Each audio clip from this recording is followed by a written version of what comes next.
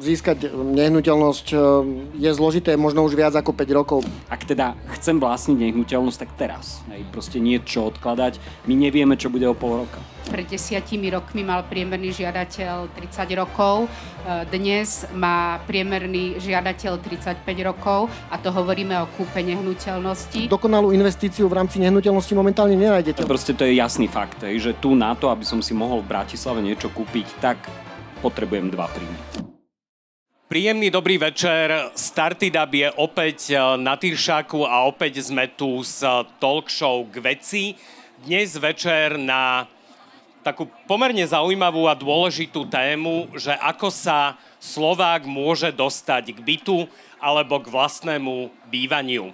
Jeden disclaimer na úvod, že ak náhodou máte bohatú sestru, ktorá vám vie požičať povedzme 300 000 eur, tak potom je táto diskusia pre vás zbytočná, lebo budeme sa baviť o skutočných problémoch bežných ľudí na Slovensku, ako získať nehnuteľnosť. A hovoriť dnes večer budeme o tom s hypotekárnou špecialistkou Slovenskej sporiteľne Soňou Slávikovou. Ahoj, vítaj. Musíš Ahoj, si zobrať dobrý mikrofón. večer. S Miroslavom Antoškom zo spoločnosti RK38. Ahoj, vítaj ty. Dobrý večer všetkým. A v neposlednom rade s realitným expertom Martinom Čapom. Pekný večer aj tebe. Pekný večer. Začnime, dáma a páni, naozaj takouto základnou otázkou, že vidíme, čo sa deje na Slovensku, vidíme, ako sa vyvíja realitný trh, vidíme, ako sa vyvíja hypotekárny trh. Je naozaj v dnešnej dobe možné alebo dosiahnuteľné, aby sa Slovák dostal k vlastnému bývaniu, aby si mohol kúpiť byt alebo dom, naozaj bez toho, že by mal teda tú bohatú sestru? Martin. Nič nie je nemožné, ale toto sa k tomu blíži. Ale áno, je to možné, je to stále ešte reálne. Tie ceny, my ich vidíme, jak proste rastú a snáď asi taký jeden najzásadnejší problém je, že je nutné do toho proste nastúpiť čo najskôr, akýmkoľvek spôsobom. Čiže už pred 10 rokmi bolo neskoro. Miro? Tak ono, samozrejme, tá stará pravda hovorí, že najlepší čas na investíciu bol včera, druhý najlepší je dnes, takže to samozrejme v rámci nehnuteľnosti vždy platí. Ja si stále myslím, že dá sa nájsť tá správna nehnuteľnosť aj na investíciu, keď sa pozeráme na to z tohto pohľadu, ale treba splniť aj ten fakt, že možno treba ustúpiť trošku zo svojich nárokov. Možno v rámci diskusie to rozvinieme asi viac, že trošku ustúpiť z tých svojich nárokov a nájsť tú nehnuteľnosť, ktorá nás neskôr dostane k tej svojej cieľovej nehnuteľnosti a možno to môže byť taký základ. Soňa, z hypotekárneho pohľadu? Z hypotekárneho pohľadu podľa čísiel, ako nám rastú hypotéky, vidíme, že sa to dá. Pokiaľ má klient dostatočný príjem a vhodnú nehnuteľnosť, tak mu radi požičiame. Dobre, k tomuto sa podrobnejšie vrátime, čo znamená, že keď má klient dostatočný príjem a vhodnú nehnuteľnosť, rovnako ako aj to, že čo to znamená ustúpiť z tých nárokov. Či jednoducho iba odísť z Bratislavy, alebo sa to dá dosiahnuť aj v Bratislave. Faktom je, že ceny nehnuteľností za ostatné roky naozaj vystrelili vysoko, že pre mladých ľudí sa ten sen o vlastnom bývaní mnohým zdá ako utópia. Čo sa udialo, ako sa zmenil ten trh za posledných 5 rokov? Miro, začneme teraz s tebou. Tak samozrejme, získať nehnuteľnosť je zložité možno už viac ako 5 rokov, pretože už tie ceny, ktoré boli pred 7-8 rokmi, boli vysoké. A v podstate, ja to poviem tak, že aj keď stáli nehnuteľnosti možno polovicu alebo tretinu toho, čo teraz, tak verím tomu, že každý z ľudí, ktorí tu je, povedali, že nehnuteľnosti sú drahé. Nehnuteľnosti budú drahé v každej dobe. Tak ako boli drahé pred 10 rokmi, myslím si, že aj za 10 rokov si znova povieme, že nie sú lacné, že opäť tie ceny sú vysoké. Čiže teraz je otázka, áno, či sa zaradíme medzi tých mnohých ľudí, ktorí čakajú už 10 rokov a za ten čas prišli možno o tie správne investície, alebo to ľudia budú nejakým spôsobom odkladať. Čiže z tohto pohľadu si nemyslím, že teraz pred 5 rokmi bola o mnoho lepšia situácia na tú kúpu nehnuteľností, ako je dnes. Bolo to asi o niečo jednoduchšie, hlavne keď boli tie úrokové sadzby 1%, ale zase povedzme si asi, že 1% úrokové sadzby sú nie prejavom možno nejakej zdravej ekonomiky a asi sa netreba upnúť na to, že to ešte niekedy kedy príde. To už asi nech povie kolegyňa. Čiže myslím si, že 3-4% je zdravá úroková sadzba, dajme tomu v zdravej ekonomike. Čiže netreba sa možno utápať v tom čakaní a možno treba naozaj hľadať tú správnu investíciu. Martin, netreba čakať a radšej ísť a riskovať ísť do tej nehnuteľnosti teraz, ako čakať ešte ďalších 5 rokov? No, tých posledných 5 rokov ukázalo to, že ten trh sa veľmi kýve hore-dole. A veľa vecí sa udialo, však všetci vieme, a veci, o ktorých by sa nám ani nesnívalo, že sa môžu stať, sa stali. A každá z tých vecí zakývala tým trhom nejakým spôsobom. Takže akékoľvek prognózy, ktokoľvek to mal, hej, čo mali aj 6 mesiacov, sú také, že nevieme. Takže v svetle toho možno povedať sa držať už iba takej tej absolútnej poučky, tak ako to aj bolo povedané, že ak teda chcem vlastniť nehnuteľnosť, tak teraz. Hej, proste niečo odkladať. My nevieme, čo bude o pol roka. Soňa, z tvojho pohľadu ako hypotekárnej špecialistky počkať alebo tiež zariskovať, respektíve ísť do tej kúpy nehnuteľnosti teraz? Súhlasím s tým, čo povedali moji kolegovia po ľavej strane. Keď ísť, tak teraz je tá dobrá doba, lebo skutočne úroková sadzba medzi 3-4% je zdravá. Je to podobná úroková sadzba, aká sa pohybovala zhruba 10 rokov dozadu. To, čo sme videli v rokoch 18, 19, 20 až 22, naozaj, že úrokové sadzby klesli pod 1%, to nebolo prejavom zdravej ekonomiky. Bola to anomália, ktorá vystrelila teda do výšky aj ceny nehnuteľnosti, aj brutálne vzrastol dopyt po hypotékach. A myslím si, že blížime sa k takej zdravej hranici, ktorá hovorí v prospech toho, aby sme si hypotéku zobrali teraz. Pre celý diel k veci klikni na link v popise pod videom. Rakúsko začne byť extrémne zaujímavé. Ono bolo, ale bude ešte viac. Pravda je taká, že ja si môžem zobrať úver aj v rakúskej banke. Ja poviem tak, že ja nesúhlasím s tou vetou, že dôvodom je, že my všetci chceme vlastniť. Počkaj, odôvodnenie čoho? Odôvodnenie toho, prečo máme také vysoké ceny nehnuteľnosti. Tak povedz prečo. Mladí ľudia majú ešte rôzne možnosti, ktoré im dáva zákon. Pre mladých ľudí do 35 rokov je to možnosť daňového bonusu. V Bratislave ste sa s tým možno nestretli, pretože sú tu vyššie príjmy. Tam je celkom dosť zložité obmedzenie a nie každý spĺňa tie podmienky preto, aby mohol získať štátny fond rozvoja bývania. Pre celý diel k veci klikni na link v popise pod videom. Dobre, poďme tiež otázka pre všetkých, že zoberme si takú modelovú situáciu. Som mladý človek, skončil som, alebo mám niekoľko rokov po vysokej škole, zamestnal som sa, povedzme si, že mám tých 1500 v hrubom alebo 1100 v čistom. Akú mám šancu dostať hypotéku a dostať sa k vlastnej nehnuteľnosti? Šancu dostať sa k vlastnej hypotéke nehnuteľnosti si vlastne vie klient predbežne pozrieť aj na kalkulačkách bank webových, lebo zo zákona banka vlastne musí postupovať podľa tzv. DST a DTI. To sú také cudzie skratky, ale v zásade znamenajú, že požičať klientovi môžeme maximálne 8-násobok jeho ročného príjmu a zároveň DSTI znamená, že súčet všetkých dlhov, ktoré spláca, pomeru k príjmu domácnosti znížené o životné minimum môže byť maximálne 60%. Čiže zobere sa čistý príjem toho žiadateľa, odpočíta sa životné minimum. Ak má splátky predchádzajúcich úverov, to sa musí zohľadniť tiež. Ja to prerátavam, ako hovoríš. Ak nemá, tak pri 1500 eurovom príjme by si mohol na hypotéku siahnuť. Samozrejme, treba rátať aj s tým, že hypotéku dostane do 80% hodnoty založenej nehnuteľnosti, teda musí mať určité vlastné prostriedky. Preto vidíme ten trend, že mladí ľudia naozaj aj sporia alebo posúvajú sa vekovo do tej hranice, kedy si požiadajú o prvú hypotéku, práve preto, aby mali lepšiu tú východiskovú pozíciu a mohli si siahnuť aj na vyššiu hypotéku. Ešte predtým, než prejdeme k pánom, ty si teraz povedala, že majú šancu získať maximálne 80%. Kedy si bolo 100? Čo sa zmenilo?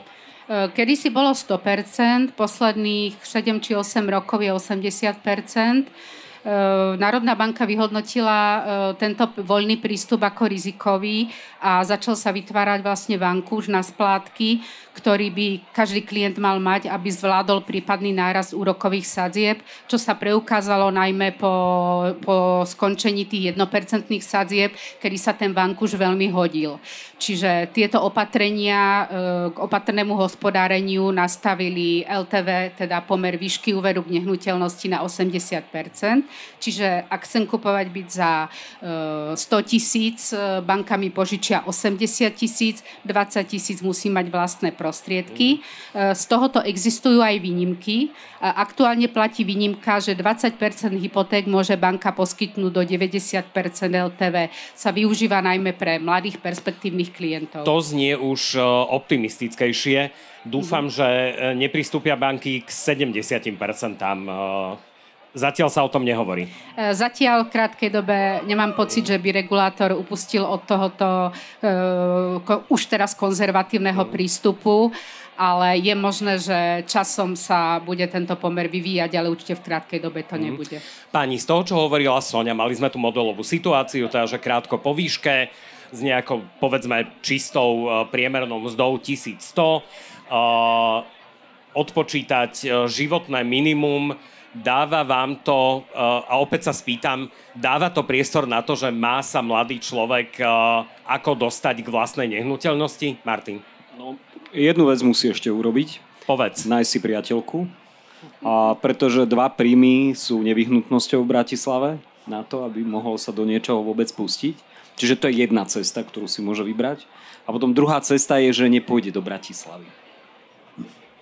A vtedy to môže nejak dať. Čiže musia byť splnené 2 podmienky. Buď tam bude teda partnerka, alebo... Ak to má byť v Bratislave, tak tam musí byť partnerka. A ak to nebude v Bratislave, tak potom môže byť aj bez partnerky. Ja vám do toho vstúpim, pani, a teda dovolím potvrdiť, že naozaj tento jav vidíme, že aj keď nie každá dvojica je zosobášená, tak hodne si hypotéku berú mladí ľudia a niekedy dokonca aj rodičia pristúpia k hypotekárnej zmluve presne preto, aby ten príjem vyšiel na vyššiu hodnotu nehnuteľnosti v Bratislave. Takže potvrdzujem, čo povedal kolega. Teraz nechcem zachádzať do podrobností, ale potom ten problém, ak sa náhodou tí partneri rozídu, tak potom stoja pred ďalším problémom. Martin, z tvojho pohľadu má teda za týchto podmienok, ktoré spomínala Soňa a Martin, sa mladý človek má šancu sa dostať teda k vlastnému bývaniu?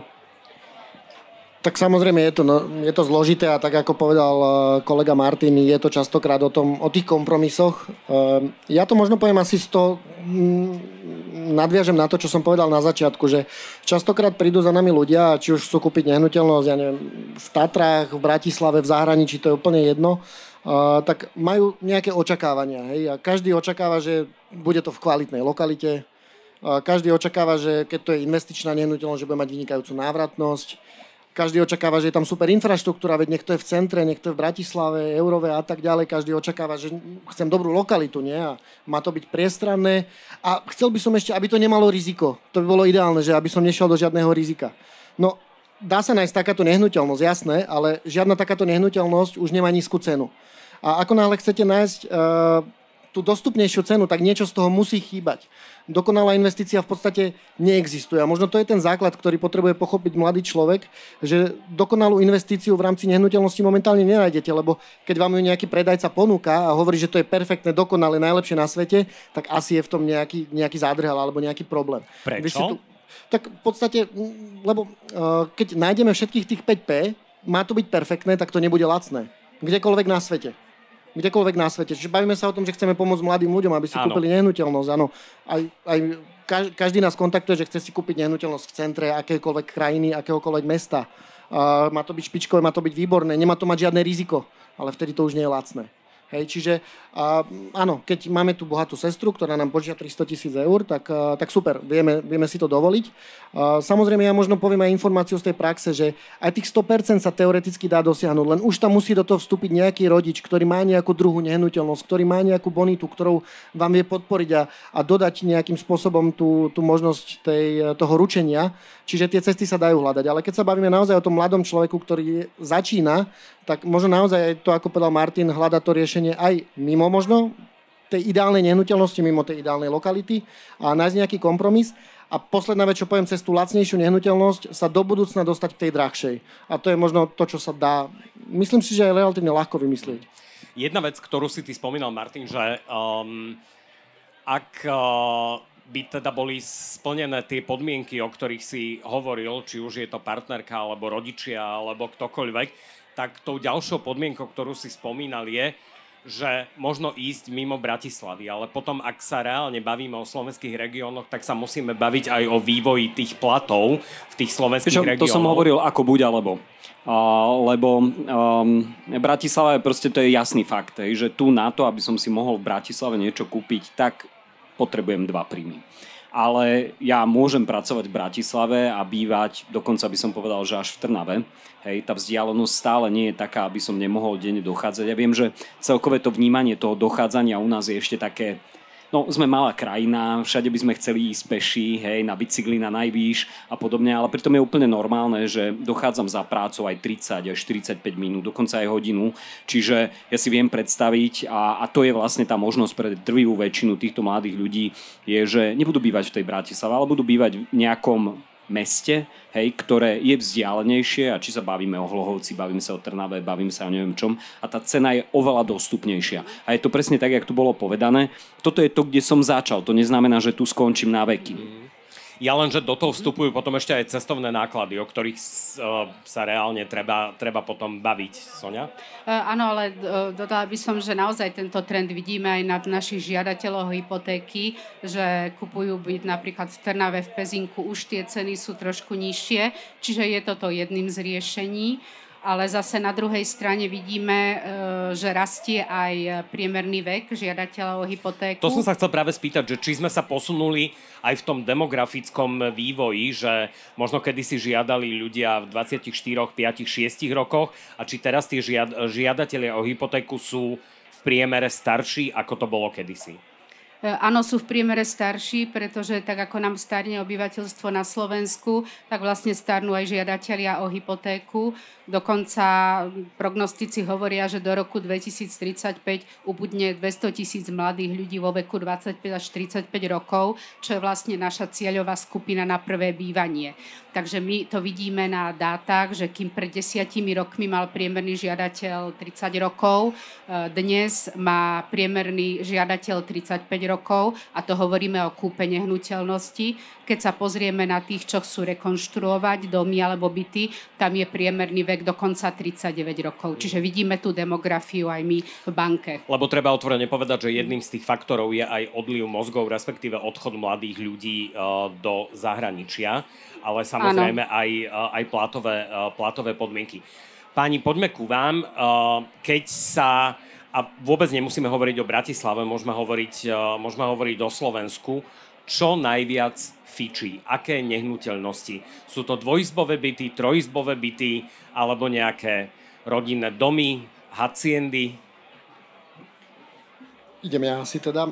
Tak v podstate myslím si, že momentálne všeobecným trendom je kupovať si ušetriť a ušetriť nie len pri tej kúpe, ale možno aj pri využívaní tej nehnuteľnosti, čo sa týka mesačných nákladov, kúpiť si možno menšiu nehnuteľnosť. To znamená, že u nás takisto v regióne najviac fičí malé byty, to znamená, že dvojizbový byt, predstavme si, že štandardom v minulosti bolo 50-55 m2, dnes v tých novostavbách najlepšie a najľahšie sa mi predávajú byty, ktoré majú dvojizbové 40 až 45, trojizbové byty, ktoré majú 60 m2. Čiže tým trendom je trochu ustúpiť z tých metrov štvorcových, vďaka čomu sa tiež viete dostať na nižšiu vstupnú cenu tej nehnuteľnosti. A možno nadviažem aj na to, že teraz nejaký mladý človek, ktorý chce žiť v blízkosti Tyršovho námestia a nechce odtiaľto odísť a hovorí si, že ale prečo by som si ja mal kúpiť nehnuteľnosť v Lohovci, Trnave, v Tatrách alebo kdekoľvek inde, tak ono to neznamená, že vy tam musíte ísť bývať.